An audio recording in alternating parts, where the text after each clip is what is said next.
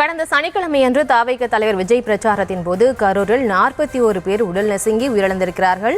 அந்த சம்பவத்தை அடுத்து விஜய் தற்போது உருக்கமான வீடியோ ஒன்றை வெளியிட்டிருக்கிறார். அதனை பார்த்தோம். தொடர்ந்து இது பற்றி பேசுவதற்காக இணைகிறார் கான்ஸ்டன்டைன் ரவீந்திரன், திமுகவை சேர்ந்தவர். அவரிடம் பேசலாம். சார் வணக்கம். தற்போது விஜய் வெளியிட்ட அந்த வீடியோவை நீங்க பார்த்திருப்பீங்கன்னு நம்புறோம். அதுல முக்கியமா விஜய் சிஎம் அவர்களை பத்தியும் பேசியிருந்தாரு. அதை பத்தி உங்களுடைய கருத்து என்ன?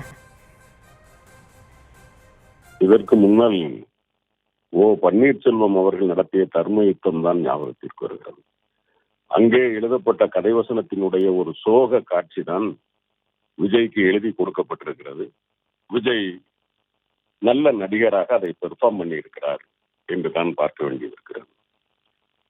ஏனென்றால் ஒரு மனிதனானவன் இன்றைக்கு அந்த நிகழ்ச்சியை அல்லது கரூரில் நடந்த அந்த கோர சம்பவத்தை பார்க்காத எங்கேயோ இருக்கிற தமிழ் உள்ளங்கள் அதை பேசுகிற போது அழுவதும், அதன் மீது கண்ணீர் வடிப்பதும், அந்த சோக உணர்வுகளை வெளிப்படுத்துவதையும் நாம் பார்க்க முடிகிறது. ஆனால் கண்ணெதிரிலேயே நடந்ததெல்லாம் பார்த்துவிட்டு, நடந்ததையெல்லாம் ஒழுங்கான என்ன நடந்ததோ அதை அப்படியே கேள்விப்பட்ட பிறகும் கூட ஒரு வார்த்தை இன்றைக்கு வரைக்கும், இந்த வீடியோவை வெளியிடுகிற வரைக்கும் எந்த இடத்திலும் பேசாத விஜய் புதிதாக ஒரு வீடியோவை வெளியிடுகிறார் என்று சொன்னால், தர்ம யுத்தத்தின் பின்னால் இருந்தவர்கள் தான் இந்த வீடியோவின் பின்னாலும் இருக்கிறார்கள்.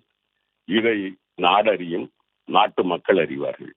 எந்த இடத்திலும் கரூரின் சோகம் நிகழ்ந்ததற்கு திராவிட முன்னேற்ற கழகமோ தலைவர் தளபதி மு.க.ஸ்டாலின் தலைமையிலான ஆட்சியோ பொறுப்பில்லை என்பதை நாட்டு மக்கள் உணர்ந்து கொண்டார்கள். எனவேதான் எழுதி கொடுத்தவர்கள் அதனுடைய தொடர்ச்சியாக எபிசோட் 1 கரூர் அவர்களை விஜய் பேசுகிற போது சொல்லுகிறார், இதுவரைக்கும் இது போன்று எங்கேயும் நடந்ததில்லை. மக்களின் நலன் மீதுதான் எங்களுக்கு அக்கறை இருந்தது. தெரிந்தோ தெரியாமலோ பேசுகிற பொய்யை தெளிவாக பேச தெரியாமல் அவரே ஒத்துக்கொள்வதாக இருக்கிறது.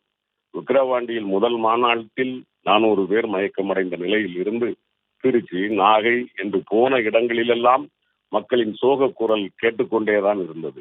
ஆனால் ஏதோ கரூரிலே மட்டும்தான் நடந்திருப்பதை போல பேசி இருப்பதை பார்க்கிற போதே தெரிகிறது, இது கதைவசனம் எழுதி நடிக்கிற ஒரு வீடியோ. இதை நாட்டு மக்கள் புறந்தள்ளுவதை போலவே திராவிட முன்னேற்ற கழகமும் குப்பையை போல் புறந்தள்ளுகிறது.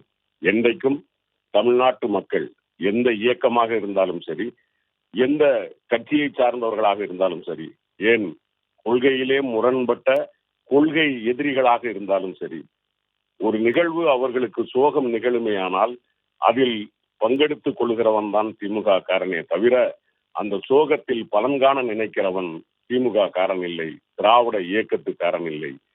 அதை நாட்டு மக்கள் அறிவார்கள். எனவே இதற்கு மேல் அவருக்கு அதில் விளக்கம் சொல்ல எதுவும் தேவையில்லை. திராவிட முன்னேற்ற கழகம், தலைவர் தளபதி மு.க.ஸ்டாலின் தலைமையிலான இந்த அரசு 8 கோடி தமிழர்களுக்கான நல்லாட்சியை தொடர்ந்து நடத்தும்.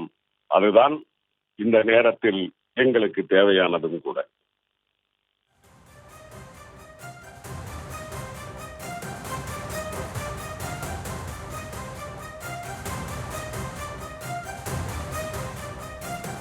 இணைப்பில் உங்களுடைய கருத்துக்களை பகிர்ந்து கொண்டதற்கு நன்றி சார்.